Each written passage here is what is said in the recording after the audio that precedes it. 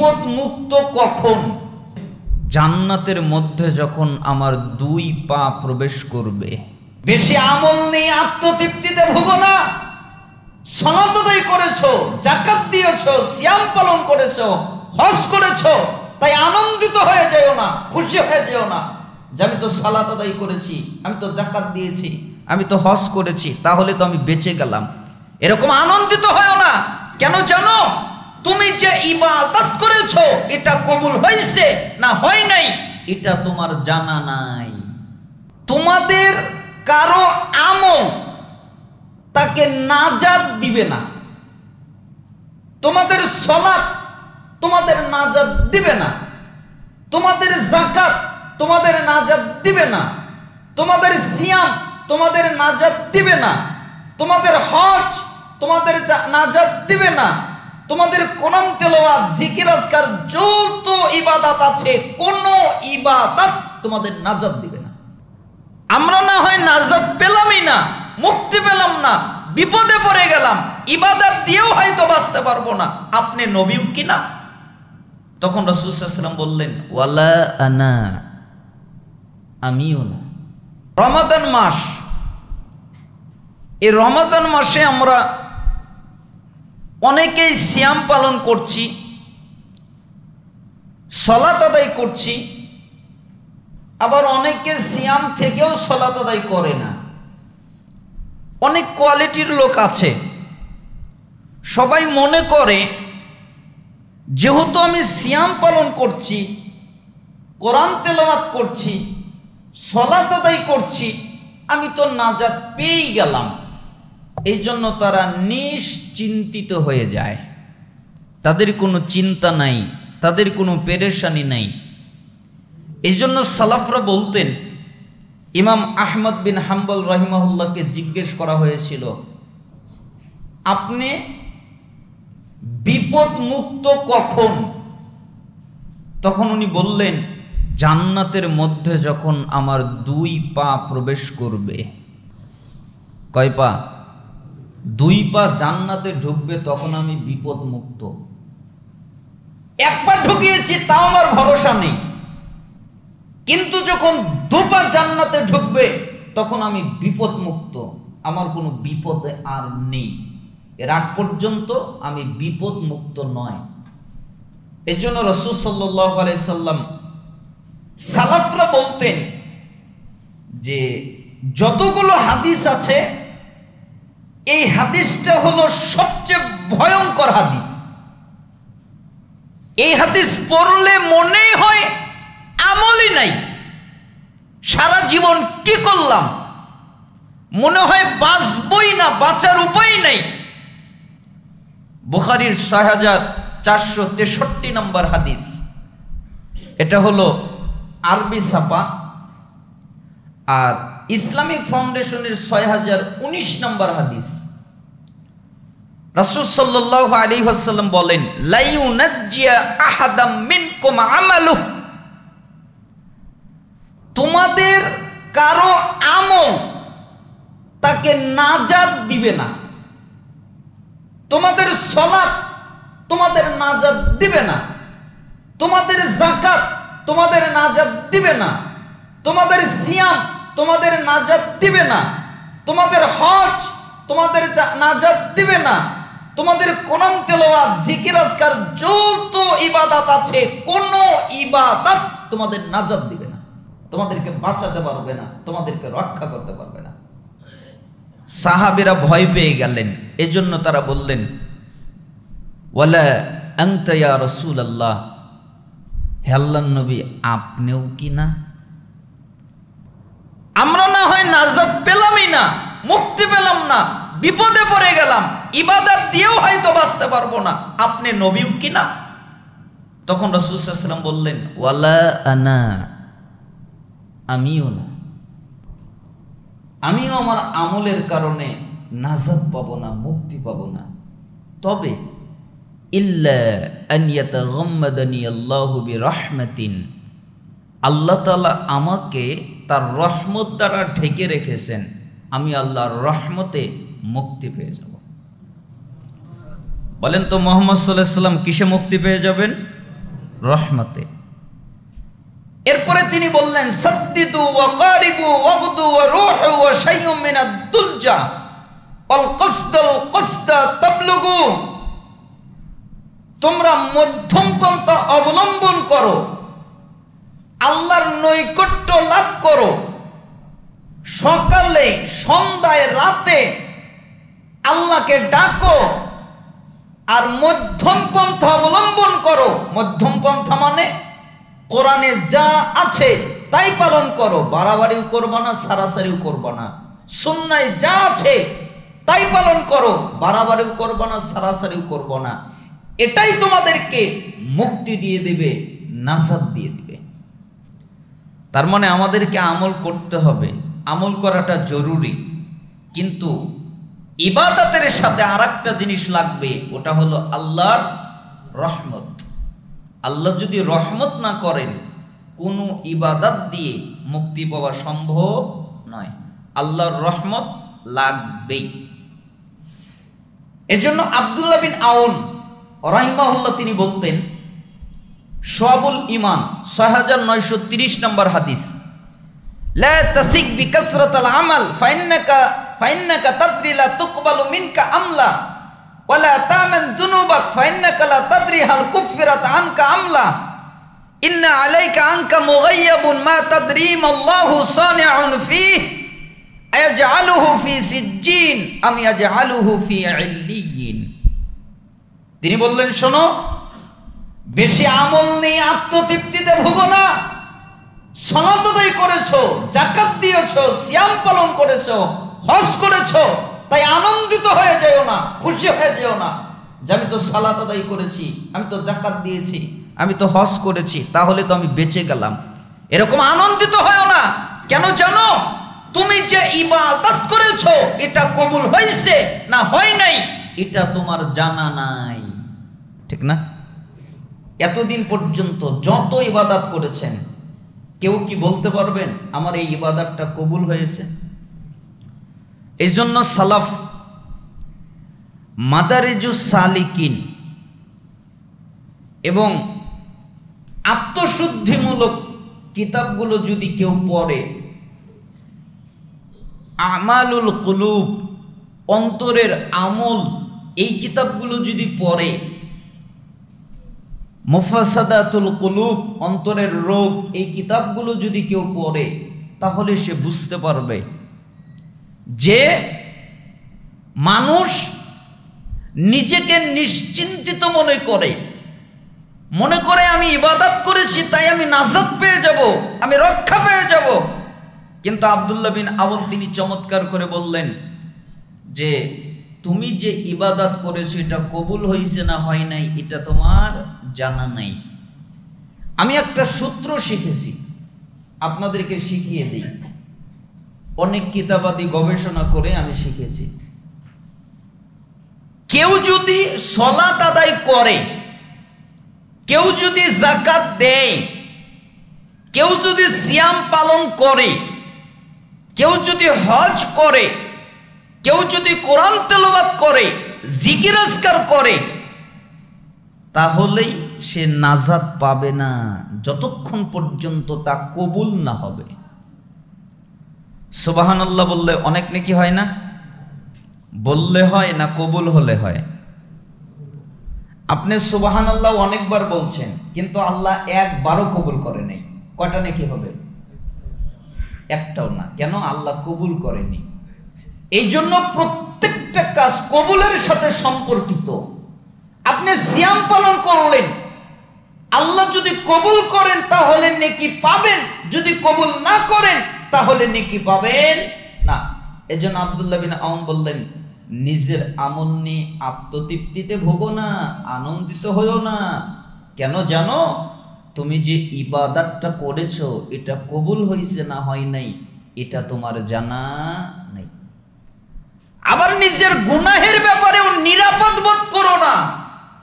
কেন? অনেক গুনাহ করেছো, এই কারণে আল্লাহর কাছে ক্ষমা চেয়েছো, আল্লাহ মাফ করে দাও, আল্লাহ ক্ষমা করে দাও। তুমি খুব নিশ্চিন্তিত হয়ে গেছো, তোমার আর কোনো পেরেশানি নেই। কেন? ওই যে আল্লাহর কাছে যে ক্ষমা চেয়েছো, শোনো, তোমাকে আল্লাহ ক্ষমা করেছে নাকি করে নাই এটাও তোমার জানা নাই। জানেন আল্লাহকে যে বললেন আল্লাহ আমাকে মাফ করে দাও, আল্লাহ মাফ করেছেন কিনা এটা জানেন? এটা তো জানেন না। তাহলে আপনি এত নিশ্চিন্তিত কেন? কেন আপনার চিন্তা ভাবনা নেই? এই জন্য যে ইবাদত করেছো ওটা কবুল হয়েছে কিনা এটাও জানো না, যে পাপ করেছো ওটা ক্ষমা হয়েছে কিনা এটাও জানো না। আল্লাহ তাআলা তোমার সাথে কি আচরণ করবেন এটা তোমার জানা নাই। তিনি কি তোমাকে ইল্লিন জান্নাত দেবেন নাকি তোমাকে সিজ্জিন জাহান্নাম দিবেন এটা তোমার জানা নাই। অতএব নিশ্চিন্তিত হয়ে যায় না।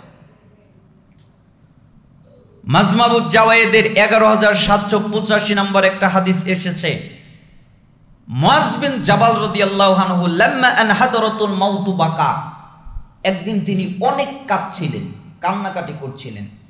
তাই সাহাবায়ে কেরাম জিজ্ঞেস করলেন, মা ইবু কি কা, কি ব্যাপার আপনি কাঁদেন কেন, কি হয়েছে, কেন কাঁদেন?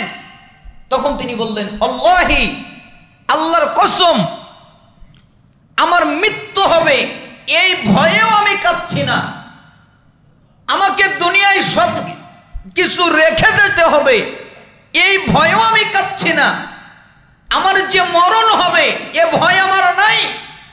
আমার যে দুনিয়ায় সব কিছু রেখে যেতে হবে এই ভয়ও আমার নাই। তো আপনি কাঁদেন কেন? আমি কাঁদি কেন জানো? আমি মুহাম্মদ সাল্লাল্লাহু আলাইহি সাল্লামকে বলতে শুনেছি, তিনি বলেছেন, ইন্নামা হুমা কবদাতান ফাকবদাতুন ফিন নার ওয়া কবদাতুন ফিল জান্নাহ ওয়ালা আদরি ফি আইয়িল কবদাতাইনি আকুনু। তিনি বলেছেন, আদম সন্তানের যত রূহ আছে আল্লাহর দুই মুষ্টিতে ভাগ করা আছে, একটা যাবে জান্নাতে, একটা যাবে জাহান্নামে, একটা যাবে জান্নাতে, একটা যাবে জাহান্নামে। আমি মুআজ ইবনুল জাবাল জানি না ওই জান্নাতেরটাই আমি না জাহান্নামেরটাই আমি, এটা আমার জানা নাই, তাই আমি কাঁদছি। আমি যদি জানতে পারতাম যে জান্নাতেরটাই আমি আছি তাহলে কাঁদতাম না, কিন্তু আমি কোনটাই আছি তা তো আমার জানা নাই। আমি জান্নাতেরটাই না জাহান্নামেরটাই আপনারা জানেন, কোনটাই আছে এটা তো জানা নাই, এজন্য আমি কাঁদছি। তাহলে আপনার আমার কিসের এত মায়া, কিসের এত আনন্দ উল্লাস? দুনিয়ার মায়ায় পড়ে যাওয়া, কেন আমরা পড়ে গেলাম? কেন দুনিয়ার মায়ায় পাগল হয়ে গেলাম? আল্লাহ সুবহানাহু ওয়া তাআলা আমাদেরকে নিজেদের আমল নিয়ে আত্মতৃপ্তিতে ভোগা থেকে রক্ষা করুন। সবসময় আমাদের কলিজার মধ্যে আল্লাহর ভয় ভীতি অন্তর্ভুক্ত করে দিন। আল্লাহকে ভয় করার তৌফিক আল্লাহ তাআলা আমাদেরকে দান করুন। এই জন্য নিজেকে নিয়ে কখনো গর্ব করবেন না, সবসময় নিজেকে তুচ্ছ ছোট মনে করবেন, নিজেকে নিয়ে চিন্তা করবেন। আল্লাহ সুবহানাহু ওয়া তাআলা আমাদেরকে কবুল করুন। আমরা দুনিয়া থেকে মুক্ত হওয়ার জন্যে আপনাদের জন্য চমৎকার একটা ঘটনা সালাফদের কিতাবের মধ্যে থেকে আমি সংগ্রহ করেছি, পেয়েছি, যে একটা রাজার একটা গল্প আপনাদেরকে শোনাই। এখান থেকে আপনারা অনেক কিছু শিখতে পারবেন। কোন এক রাজার 4 জন স্ত্রী ছিল, ভালো করে বুঝবেন। 4 জন স্ত্রীর মধ্যে 3 জন ছিল অনেক সুন্দরী, কিন্তু প্রথম জনের অবস্থা বেহাল দশা। এই দিকে শেষ 3 জনের জন্য দিকে ব্যাপারে রাজা বেশি যত্নশীল হলেও প্রথম জনের বেলায় কেন যেন একদম বেখেয়ালি ছিলেন। স্ত্রী কয়জন? 4 জন। 3 জনের প্রতি সে যত্নশীল, আর বড় জনের প্রতি কি নয়? যত্নশীল নয়, বেখেয়াল। তো একবার রাজার অসুখ হলো, কঠিন অসুখ। যত দিন গড়ায় তত দৈন্য দশা, দিনকে দিন এতটাই অবনতির দিকে যেতে থাকলো যে লোকেরা বলা বলে শুরু করলো, রাজা বুঝি আর বাঁচবেন না। দরবারের সবাই লেগে পড়ল রাজার সেবায়। কেউ মুখে খাবার তুলে দেয়, কেউ পা মালিশ করে দেয়, কেউ গা টিপে দেয়। মোট কথা রাজ দরবারের সবাই রাজার সেবায় ব্যস্ত। কিন্তু এত শান, এত শৌকত, এত অনুসারী, এত ভক্ত, এত বিত্ত সম্পদ থাকার পরেও সুস্থতার লেশমাত্র দেখা মিলছে না। ক্রমেই নাজুক অবস্থা রাজার। অবশেষে একদিন সবার আশঙ্কা হলো, ডাক্তার রাজাকে দেখে বলে চলে গেলেন, হায়াত আর বেশি দিন নাই, শরীরের অবস্থা বড্ড নাজুক, তিনি আর বাঁচবেন না, তার দুরারোগ্য ব্যাধি হয়েছে। ডাক্তারের কথায় যেন আকাশ ভেঙ্গে পড়ল রাজার মাথায়। এত বড় রাজ্য থাকার পরেও গোটা দুনিয়া তার কাছে সংকীর্ণ মনে হতে লাগলো। যেই মানুষটা এতদিন শহরের পর শহর দাপিয়ে বেরিয়েছে, এত সৈন্যবাহিনী থাকার পরেও সে আজ অশোকের কাছে বন্দী, বিছানা থেকে উঠতে পারছে না, এক গ্লাস পানিও নিজ হাতে তুলে খেতে পারছে না, সেই শক্তিটুকুও তার নাই, যেন নিতান্ত দুর্বল ছানা। কয়েকদিন পরেই যার নিথর দেহ চাপা পড়বে মাটির নিচে। এটা হলো রাজার একটা অবস্থা। এভাবে ক্রমশ মৃত্যু চিন্তা, কবরের নিঃসঙ্গতা মনের আষ্টেপৃষ্ঠে ঘিরে ধরল রাজার। আখেরাতের ভয়াল দৃশ্য ভেসে উঠল মনের আকাশে। ভয়ে বিহ্বল হয়ে তিনি গেলেন। মনের এই ভয় দূর করতে তিনি বউদেরকে ডাকা শুরু করলেন। প্রথম ডাক দিলেন, ছোট বউ। ডাক শুনে ছোট বউ চলে এলো। 4 স্ত্রীর মধ্যে এইজনকে রাজা আবার ভীষণ রকম ভালোবাসতেন, একটি নিমিষের জন্য চোখের আড়ালে রাখতেন না। যখন যা লেগেছে হুকুমের আগেই এনে দিয়েছেন। তার জন্য নিজের গোটা রাজ্যও ছেড়ে দিতে প্রস্তুত ছিলেন রাজা। কিন্তু আজ সেই প্রেমিক রাজা মৃত্যুর শয্যায় কাতরাচ্ছে। কাতর কণ্ঠে প্রিয়তমা স্ত্রীকে বলছেন, আমার খুব খারাপ লাগছে, খুব ভয় হচ্ছে। এই জগতে আমার কত ক্ষমতা, কত সম্পদ, কোনো কিছুর অভাব ছিল না, কিন্তু ওপারের জীবনে আমি যে সম্পূর্ণ একা।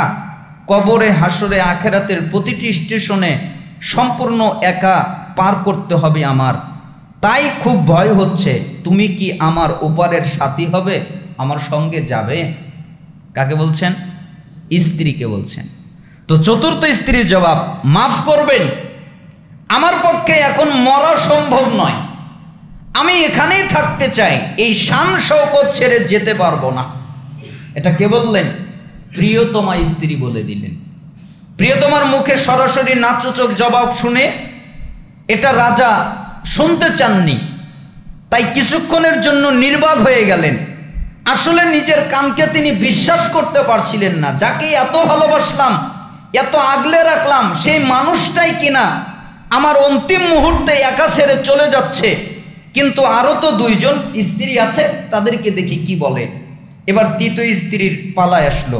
4 স্ত্রীর মধ্যে এই স্ত্রী আবার রূপের দিক দিয়ে এগিয়েছিল, মানে সমস্ত স্ত্রীর চেয়ে আবার সুন্দর। সুস্থ থাকা অবস্থায় রাজা তাকে নিয়ে বেশ গর্ব করতেন। বিভিন্ন সভা অনুষ্ঠানে গেলে তাকে নিয়ে যেতেন তার সৌন্দর্যের কারণে। তাই রাজা তাকে বললেন, তুমি কি আমার সাথে কবরে যাবে? তৃতীয় স্ত্রী হতাশ করলো তাকে, বলল, দুঃখিত, আমার পক্ষে যাওয়া সম্ভব নয়। তবে এতটুকু বলেই ক্ষান্ত হলো না, কাটা গায়ে লবণের ছিটা দিল। সে বলল যে আপনি মারা গেলে আমি আর এক জায়গায় বিয়ে বসবো, আমি আপনার সাথে কবরে যাব মানে? আমার এখনো সুস্থ সবল যৌবন রয়েছে, আমি কেন আপনার সাথে যাব? দ্বিতীয় জন তখন পাশেই দাঁড়িয়ে আছে। রাজা ছলছল চোখে তার দিকে তাকালেন। এই স্ত্রী আবার বাকিদের মতো এত স্বার্থপর নয়, মানে সুখে দুঃখে আবার রাজার পাশে থাকতো। দ্বিতীয় স্ত্রী, রাজা যখন দ্বিতীয় স্ত্রীকে বললেন যে তুমি কি আমার সাথে যাবে, তখন দ্বিতীয় স্ত্রী বলল, বলেন কি, আপনার সাথে আমি যাব মানে? আমি আপনার সাথে যাব না, তবে আপনার একটা উপকার করব। কি উপকার? আপনি যদি মারা যান, আপনার সম্পত্তি সুন্দর করে বন্টন করে দিব, মানে এতে কোনো কার্পণ্য করব না, কিন্তু আপনার সাথে আমি যেতে পারবো না। রাজা হতাশ হয়ে গেলেন। কেউ তার কথা শুনলো না, কেউ তার সাথে যাবে না। ঘরের এক কোণ থেকে আওয়াজ আসলো। প্রথম স্ত্রী বলছেন, রাজা চিন্তা করিয়েন না, আমি আপনার সাথে যাব, আমি আপনার সঙ্গে হব। রাজা ভাবছেন, যাকে আমি সারা জীবন অবহেলা করলাম, যার কোনো খোঁজ খবর নিলাম না, সেই আমার সাথে যেতে চাইল। এবার আসেন 4 স্ত্রীকে মিলাই। চতুর্থ স্ত্রী কে জানেন? চতুর্থ স্ত্রী হচ্ছে আমাদের রক্তে মাংসে গড়া শরীর। হ্যাঁ, আমাদের এই শরীর, আমাদের সবচেয়ে প্রিয়জন, ভালোবাসায় যার উঠতে আমরা কাউকেই বসাতে পারি না, তার জন্য সব করতে প্রস্তুত, তাকে সুখী রাখতে, আরাম দিতে, কখনো কখনো হালালের সীমা ছাড়িয়ে হারামের দিকে ঝুঁকে যাই। জীবনের শুরু থেকে শেষ অবধি আমরা দেহের যত্নে নিজেদের উজাড় করে দেই, কিন্তু এই দেহটাই মৃত্যুর সময় আমাদের থেকে বিচ্ছিন্ন হয়ে পড়ে। উপরেতে আমাদের সঙ্গী হতে সাত বাদ ছাদে, কারণ মাটির সঙ্গে মিশে যাওয়াই তার ধর্ম। এর জন্য শরীর মাটির সাথে কি হয়ে যায়? মিশে যায়। ওটাকে আমাদের সাথে থাকে চিরকাল? থাকে না। তৃতীয় স্ত্রী হচ্ছে আমাদের শখের চাকরি। ওই তৃতীয় স্ত্রীর মতো, তুমি বললে কি হবে, আমি আর একটা বিয়ে করব। ঠিক এই চাকরিটাও তাই, যখন আপনি মারা যাবেন তখন এই চাকরিটা আর একজনের হাতে সঁপে দেয়, তাই না? এটা আর আপনার থাকে না, আর একজনের হয়ে যায়। দ্বিতীয় স্ত্রী হলো তাই আমাদের পরিবার, আমাদের পরিজন, আমাদের আত্মীয় স্বজন, বন্ধু বান্ধব। কেন? ওই যে মৃত্যুর পরে আমাদেরকে নিয়ে চলে যায়, এরপরে যখন আমাদেরকে মাটি দিয়ে চলে আসা হয়, তখন এরপরে আমাদেরকে সুন্দর করে আমাদের মাল সম্পদ টাকা পয়সা বন্টন করে দেওয়া হয়। এই কাজটা কারা করে? পরিবার। আর প্রথম স্ত্রীকে জানেন? ভাবুন তো কি হতে পারে? হ্যাঁ না, প্রথম স্ত্রী হলো আমাদের রূহ। প্রথম স্ত্রী আমাদের কি? সবচেয়ে বেশি অবহেলিত, যার প্রতি আমাদের কোনো খেয়াল নেই, সবচেয়ে বেশি বেখেয়াল। এটা হলো আমরা সবচেয়ে অযত্নে যাকে ফেলে রাখি, সেটাই হচ্ছে আমাদের রুহু। এই রুহুই আমাদের জীবন সঙ্গী হয়, আখেরাতে পাড়ি জমায় আমাদের সঙ্গে, যার কথা এক জুমায়, রমজানে, লাইলাতুল কদরের স্পেশাল দিন ছাড়া কোনো দিন আমাদের মনে থাকে না। রাজার একটা কাহিনী দিয়ে আমি আপনাকে বোঝালাম আমাদের পরিস্থিতি। এই জন্য আমাদের সবচেয়ে বেশি কার দেখভাল করা উচিত? রুহু। আল্লাহ সুবহানাহু ওয়া তাআলা আমাদেরকে তৌফিক দান করুন। আল্লাহ সুবহানাহু ওয়া তাআলা আমাদেরকে ক্ষমা করে দিন এবং আমাদের রমজান সুন্দরভাবে উদযাপন করার তৌফিক দান। আলহামদুলিল্লাহ ওয়াহদা ওয়াসসালাতু ওয়াসসালামু আলা রাসূলিল্লাহ, আম্মা বাদ। সমস্ত প্রশংসা আল্লাহ তাআলার জন্য, সালাত এবং শান্তি বর্ষিত হোক আমাদের প্রিয় নবী মুহাম্মদ সাল্লাল্লাহু আলাইহি ওয়াসাল্লামের উপরে। আসলে জুমার খুতবা খুব সংক্ষিপ্ত, এজন্য আমরা পরিপূর্ণ কথা বলতে পারি না। যেহেতু এই মাসটা হচ্ছে রমাদান মাস, আল্লাহ সুবহানাহু ওয়া তাআলা যখন এই মাসের নাম রমাদান করেন নাই, তখন এই মাসের আরেকটা নাম ছিল। ওই মাসের নাম হলো নাতিক। এই রমজান মাসের নাম কি? নাতিক। এটা হলো আগের নাম। নাতিক কেন? নাতিক শব্দের অর্থ হলো গ্রীষ্মকাল।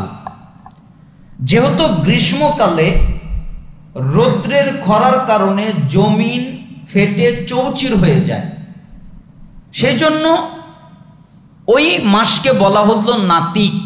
যেহেতু ওই মাসে জমিন ফেটে যায়, ধ্বংস হয়ে যায়, নষ্ট হয়ে যায়। এরপরে আল্লাহ তাআলা এই মাসের নামকরণ করলেন রমাদান। রমাজান শব্দটি রমজুন শব্দ থেকে এসেছে, রমিম দত। রমজুন শব্দের অর্থ হলো জ্বালিয়ে দেওয়া, পুড়িয়ে দেওয়া, ভস্ম করে দেওয়া। যেহেতু রমাদান মাস মানুষের সমস্ত গুনাহকে জ্বালিয়ে পুড়িয়ে ভস্ম করে দেয়, এজন্য আল্লাহ তাআলা এই মাসের নাম রমাদান মাস রেখেছে। রমাদান মাস কেন? মানুষের সমস্ত গুনাহকে জ্বালিয়ে পুড়িয়ে ধ্বংস করে দেওয়ার জন্য একটা মাস। ওই মাসের নাম কি? রমাদান, যেটা আমাদের সমস্ত গুনাহকে ধ্বংস করে দেয়। 1960 নম্বর হাদিস, মিশকাতুল মাসাবি, রাসূল সাল্লাল্লাহু আলাইহি ওয়াসাল্লাম বলেন, যখন রমজান মাসের প্রথম রাত শুরু হয়, তখন অবাধ্য জিন এবং শয়তানদেরকে বন্ধ করে দেওয়া হয়, একটাও খোলা থাকে না। যত জিন আছে, যত অবাধ্য শয়তান আছে, সবগুলোকে আটক করে দেওয়া হয়, সবগুলোকে বন্ধ করে দেওয়া হয়, একটাকেও খুলে রাখা হয় না। আর এই মাসে জাহান্নামের দরজাগুলোকে বন্ধ করে দেওয়া হয়, একটাও খোলা হয় না। জাহান্নামের যতগুলো দরজা আছে আল্লাহ তাআলা সমস্ত মেইন বড় গেট, বড় দরজাগুলো বন্ধ করে দেয়, একটাও খোলা থাকে না। আর এই মাসে জান্নাতের যতগুলো দরজা আছে আল্লাহ সুবহানাহু ওয়া তাআলা সমস্ত জান্নাতের দরজাগুলো খুলে দেয়, একটাও বন্ধ রাখা হয় না। কোন হাদিসে এসেছে ওয়া ফুতিহাত আবওয়াবুর রাহমা, রহমতের দরজাগুলোকে খুলে দেওয়া হয়। তার মানে রমাদান মাস জাহান্নামের দরজা বন্ধ করার মাস, রমাদান মাস শয়তানকে আবদ্ধ করার মাস, রমাদান মাস জান্নাতের দরজা খুলে দেওয়ার মাস। এবং এই রমাদান মাসে একজন ঘোষণাকারী, আগন্তুক ঘোষণাকারী ঘোষণা করতে থাকে, ইয়া বাগিয়াল খাইর আকবিল, হে কল্যাণ অনুসন্ধানকারী, তোমরা যারা কল্যাণ অন্বেষণ করছো, তোমরা যারা ভালো কাজ অন্বেষণ করছো, তোমরা যারা উত্তম কাজ অন্বেষণ করছো, আকবিল, এগিয়ে যাও। তার মানে ভালো কাজ আরো বেশি করে করো, সালাত বেশি করে পড়ো, যাকাত বেশি করে দাও, সিয়াম সুন্দরভাবে পালন করো, হজ উমরা করো, এরপরে দান খয়রাত করো, আরো যত ইবাদত আছে এগুলো ভালো করে করো, যত ইবাদত আছে এই দিকে এগিয়ে যাও, কোরআন তেলাওয়াত করো, জিকির আজকার করো, আরো যত ইবাদত আছে এগুলো করো। ইয়া বাগিয়াল খাইর আকবিল, হে কল্যাণ অনুসন্ধানী, কল্যাণকর কাজে এগিয়ে যাও। আর হে অকল্যাণ মন্দ অনুসন্ধানকারী, তোমরা থেমে যাও, তোমরা কখনোই মন্দ কাজের দিকে ধাবিত হয়ো না, মন্দ কাজের দিকে অগ্রসর হয়ো না। যদি জানতে পারো এটা মন্দ, এটা খারাপ, এটা জঘন্য, তাহলে ওই কাজ করো না, থেমে যাও। হে কল্যাণ অনুসন্ধানকারী, কল্যাণকর কাজে এগিয়ে যাও। হে অকল্যাণ অনুসন্ধানকারী, তোমরা থেমে যাও। এটা রমাদান মাস, আর পাপের কাজ করো না, আর খারাপ কাজ করো না। রাসূল সাল্লাল্লাহু আলাইহি ওয়াসাল্লাম বলেন, এই মাসে আল্লাহ সুবহানাহু ওয়া তাআলা অনেক মানুষকে জাহান্নাম থেকে রক্ষা করেন। আর রমজানের প্রত্যেক রাতেই আল্লাহ তাআলা মানুষকে জাহান্নাম থেকে বাঁচিয়ে দেন, রক্ষা করেন। এটা হলো রমাদান মাস।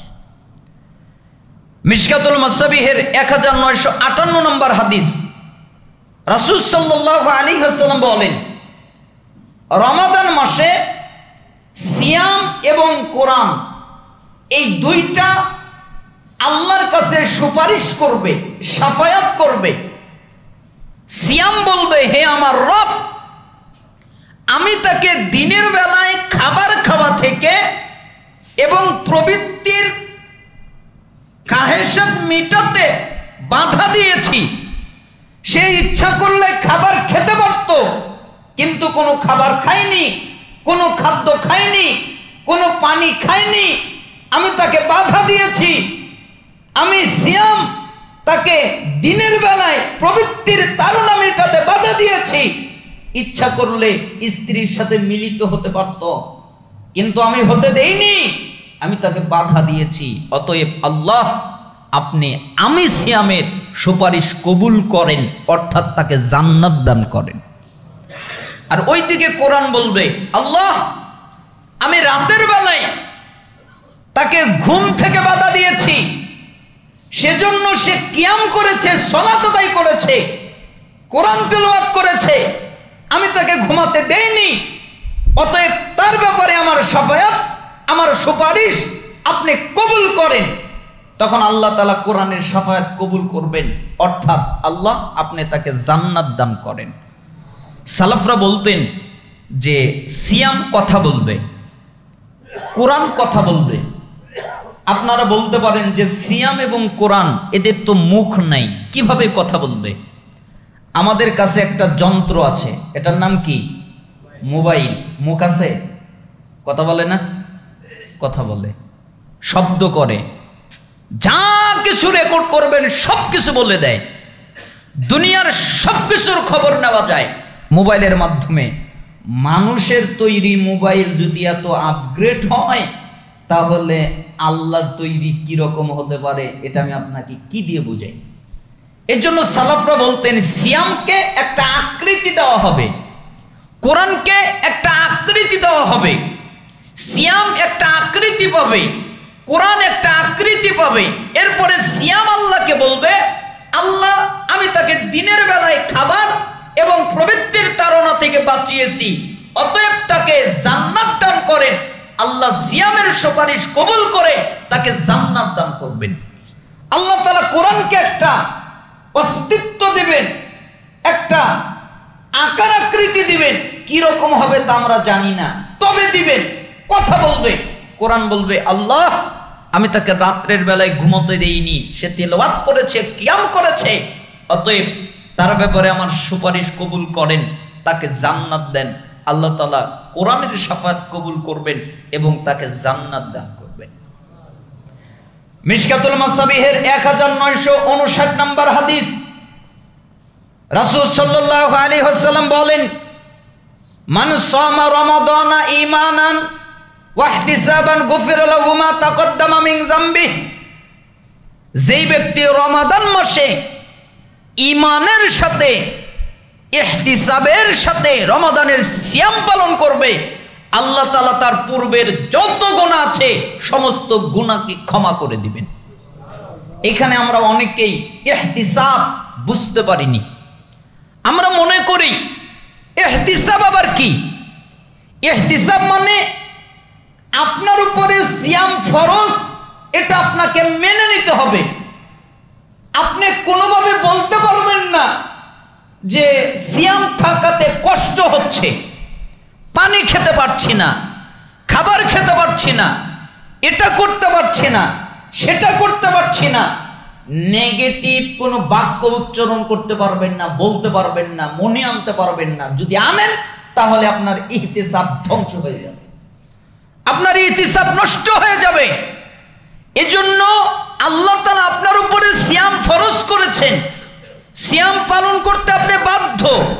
সিয়াম পালন করলে আপনার নেকি হবে, সিয়াম পালন করলে আল্লাহ আপনাকে জান্নাত দেবেন, সিয়াম পালন করলে আল্লাহ আপনাকে পবিত্র করবেন, সিয়াম পালন করলে আল্লাহ আপনাকে প্রবৃত্তির চাহিদা থেকে বাঁচাবেন। তার মানে সিয়ামের যত কল্যাণ এটা আপনাকে মনে করতে হবে। সিয়ামের দ্বারা আপনার কষ্ট হয় এ ধরনের কোনো কথা বলা যাবে না।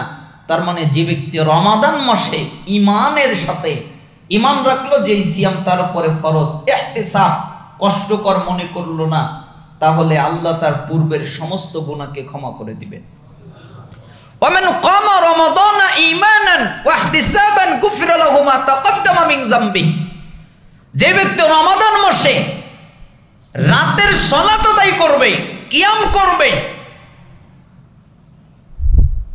রাতের সালাত আদায়ের মাধ্যমে রাত অতিবাহিত করবে, আল্লাহ তাআলা তারও পূর্বের সমস্ত গুনাহকে ক্ষমা করে দিবেন।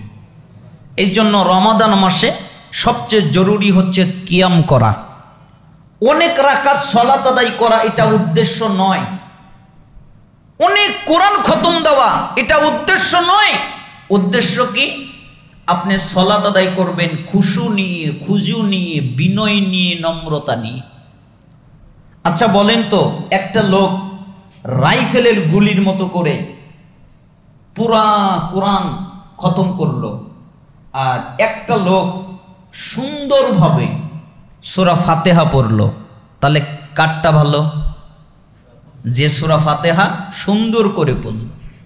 এই জন্য আপনি যদি কোরআন খতম করেন তাহলে সুন্দর করে পড়েন, তাড়াহুড়া নয়, মার্জিতভাবে সুন্দরভাবে তারতিলের সাথে।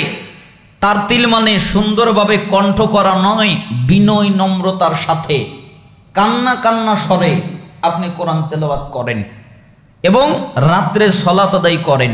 অনেক বেশি সালাত আদায় করা যেন উদ্দেশ্য না হয়।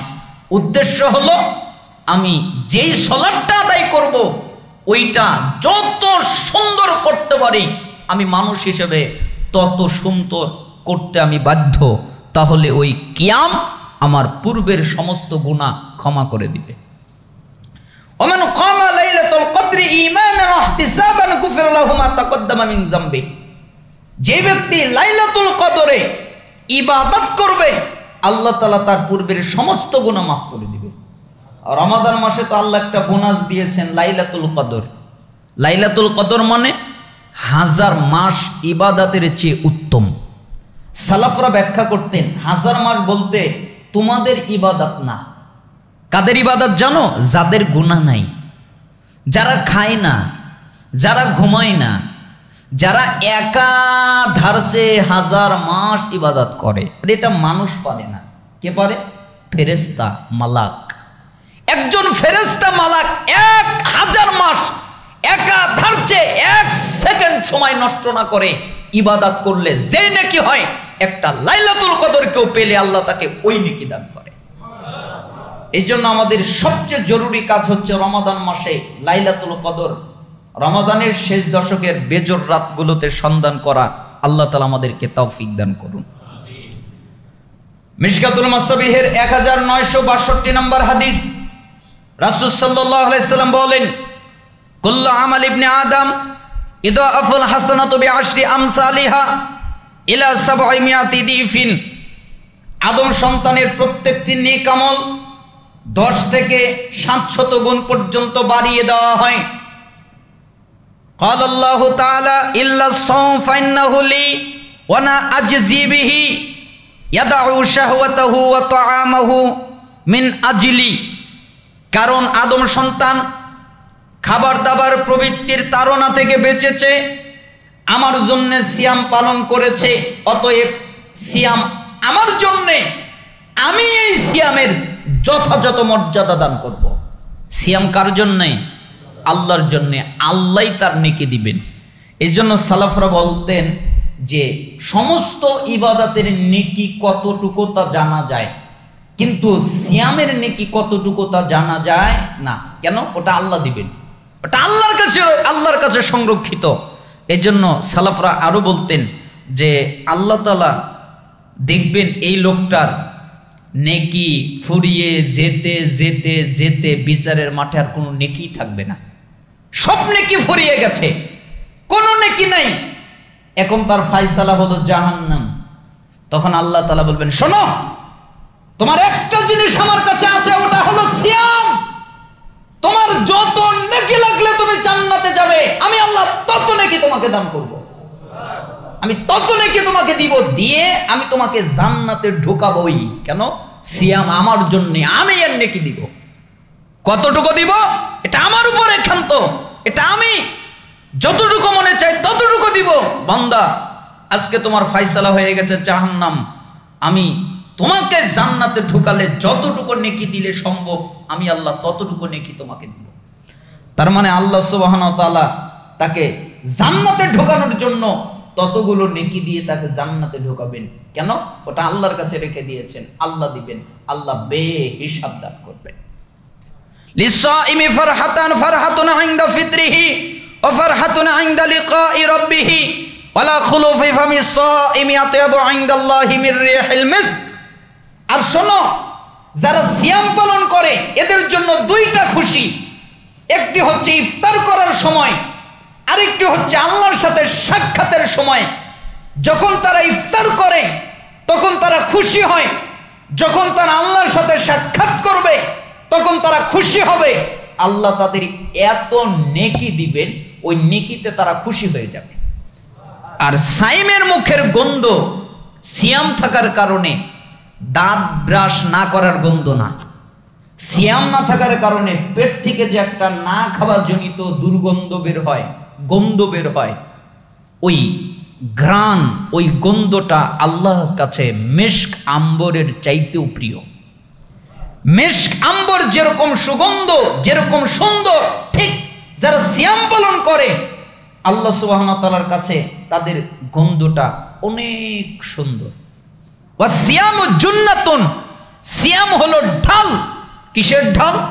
সিয়াম তোমাকে জাহান্নামের আগুন থেকে বাঁচাবে, এটা জাহান্নামের আগুন থেকে বাঁচার ঢাল।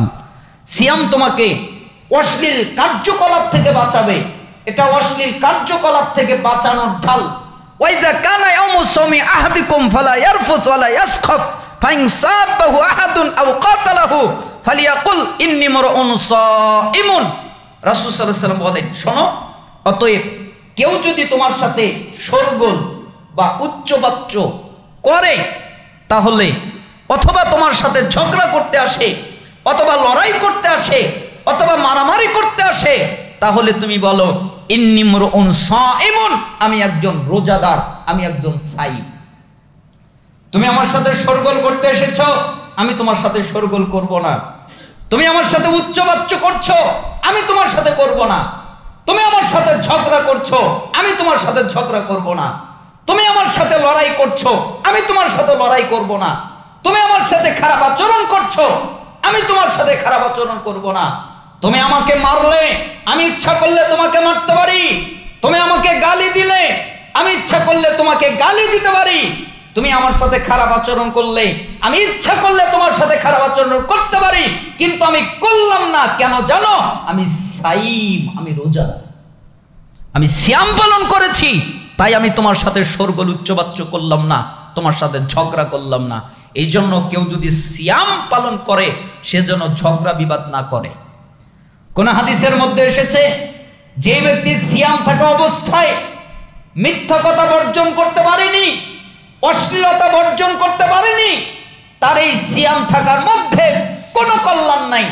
কোন হাদিসের মধ্যে এসেছে, যেই ব্যক্তি সিয়াম থাকা অবস্থায় নিজেকে পাপ থেকে বাঁচাতে পারলো না, নিজেকে অশ্লীলতা থেকে বাঁচাতে পারলো না, নিজেকে মিথ্যা থেকে বাঁচাতে পারলো না, তার শুধু খাদ্য খাওয়া না খেয়ে থাকা ছাড়া আর কোনো উপকার নাই।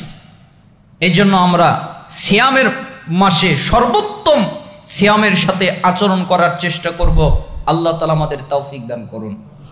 সময়ের ব্যবধানে আমরা পরিপূর্ণ খুতবা দিতে না পারায় দুঃখিত। আল্লাহ সুবহানাহু ওয়া তাআলা আমাদেরকে কবুল করুন। আর আল্লাহ রাসূল সাল্লাল্লাহু আলাইহি ওয়াসাল্লামকে মানাটা অতীব জরুরি।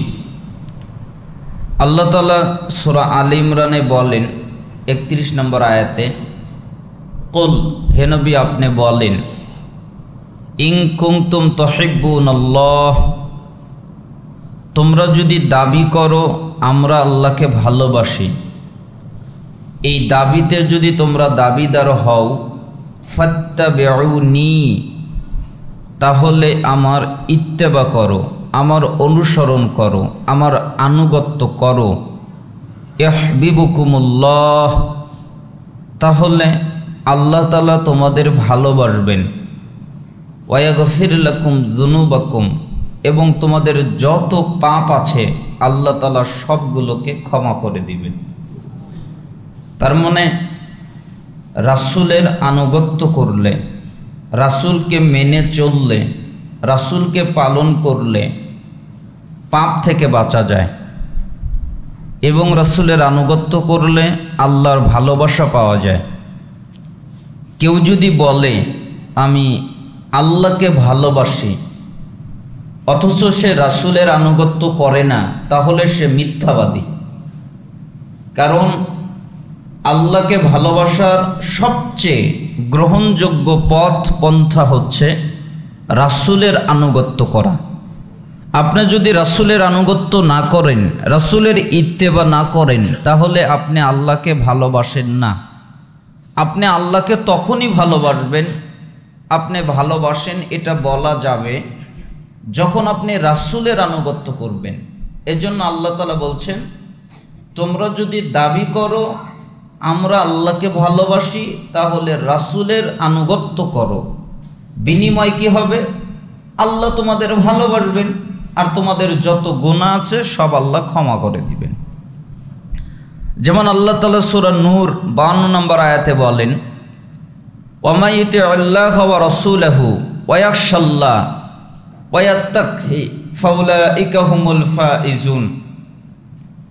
যে ব্যক্তি আল্লাহর আনুগত্য করে, আল্লাহ যা আদেশ করেন তা পালন করে, আল্লাহ যা নিষেধ করেন তা ত্যাগ করে, রাসূলের আনুগত্য করে, রাসূল যা আদেশ করেন তা পালন করে, রাসূল যা নিষেধ করেন তা ত্যাগ করে, আল্লাহকে ভয় করে চলে।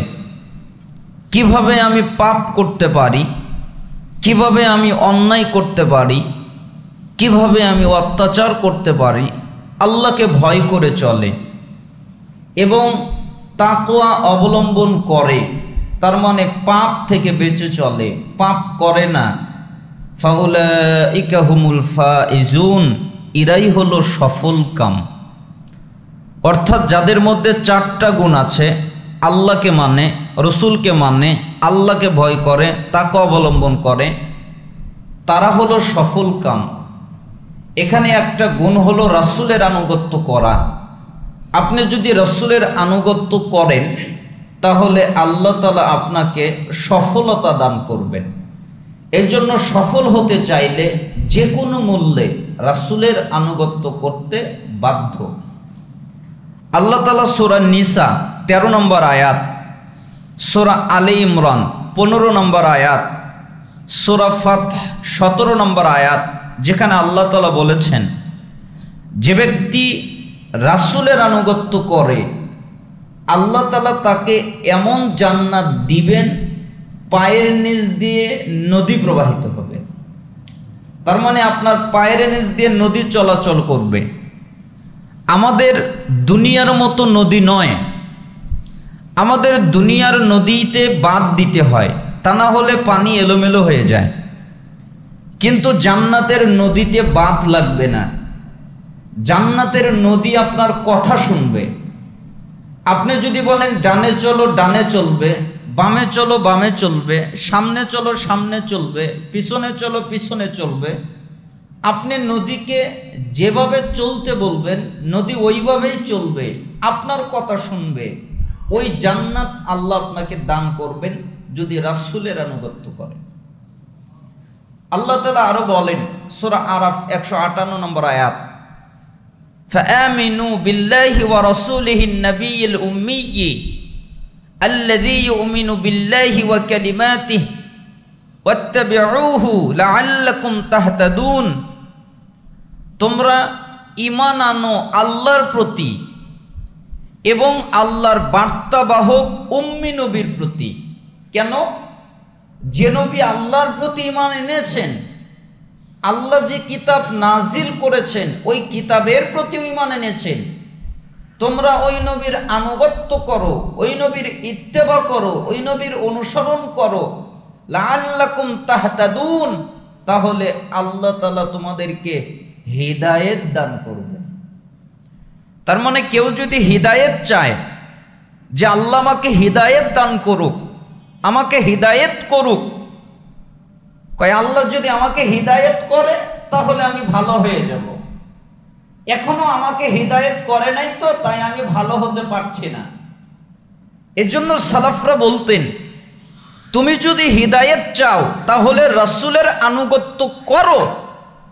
যারা রাসূলের আনুগত্য করে না তারা হিদায়াত পাবে না, এটাই ঠিক। হিদায়াত পেতে হলে তাকে তো অগ্রসর হতে হবে, তাকে তো আগাতে হবে। এই জন্য তাকে রাসূলের আনুগত্য করতে হবে। সে যখন রাসূলের আনুগত্য করবে, রাসূলকে মেনে চলবে, রাসূলের কথা অনুকরণ করবে, তখন আল্লাহ তাআলা তাকে হিদায়াত দান করবেন। এই জন্য আমরা রাসূলের আনুগত্য করতে বাধ্য। এখানে আমরা কয়েকটা বিষয় জানতে পারলাম। রাসূলের আনুগত্য করলে আল্লাহর ভালোবাসা পাওয়া যায়, রাসূলের আনুগত্য করলে হিদায়াত পাওয়া যায়, রাসূলের আনুগত্য করলে পাপ থেকে ক্ষমা পাওয়া যায়, রাসূলের আনুগত্য করলে সফলতা পাওয়া যায়, রাসূলের আনুগত্য করলে জান্নাত পাওয়া যায়। 5টা জিনিস আমরা পেলাম। আমি মাঝে মধ্যে বলি 5টা না, এর একটাও যদি কেউ পায় তাহলেই সে সফল। অথচ আল্লাহ তাআলা 5টার কথা উল্লেখ করেছেন রাসূলকে মানলে। আবু দাউদের 4607 নম্বর হাদিস, তিরমিজি 2676 নম্বর হাদিস, ইবনে মাজার 42 নম্বর হাদিস, ইবনে হিব্বানের 5 নম্বর হাদিস, সহিহ তারগিব ওয়া তারহিবের 37 নম্বর হাদিস। রাসূল সাল্লাল্লাহু আলাইহি সাল্লাম বলেন, ওয়া ইন্নাহু মান ইয়াইশ মিনকুম বা'দি ফাসায়ারা ইখতিলাফান কাসীরা ফাআলাইকুম বিসুন্নতি ওয়া সুন্নাতিল খুলাফা'iর রাশিদিন আল মাহদিয়্যিন আদ্দু আলাইহা বিন নওয়াজিস। শোনো, তোমরা যারা আমার পরে বেঁচে থাকবে তারা দেখতে পাবে অনেক ইখতিলাফ, একজনের সাথে আরেকজনের মিল নেই। একজন একরকম কথা বলে, আরেকজন আরেক রকম কথা বলে। তোমরা যদি ওই অবস্থায় পড়ে যাও তাহলে তোমাদের উপরে আবশ্যক হলো আমার সুন্নাত, আমার খোলাফায়ে রাশিদিনের সুন্নাতকে শক্ত করে আঁকড়ে ধরা।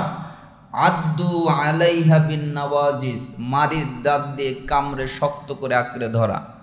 মারির দাঁত দিয়ে যেরকম শক্ত করে আঁকড়ে ধরলে, কামড়ে ধরলে ওটাকে সরানো যায় না, ছিটানো যায় না, ঠিক তুমি সুন্নাতকে আমলের মাধ্যমে আঁকড়ে ধরবে যেন তোমার থেকে সুন্নাতকে সরানো না যায়, যেন সুন্নাতের উপরে অটল থাকো, অবিচল থাকো, সুন্নাতের উপরে প্রতিষ্ঠিত থাকো, সুন্নাত আমলের মাধ্যমে যেন তোমার থেকে কখনো সুন্নাতকে সরানো না যায়।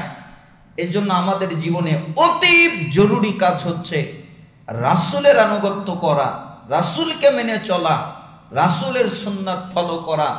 আমরা বাধ্য। আল্লাহ তাআলা আমাদেরকে কবুল করুন।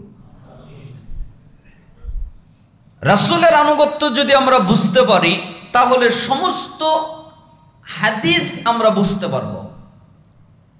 প্রথমত আপনাদের সামনে একটা হাদিস উল্লেখ করছি।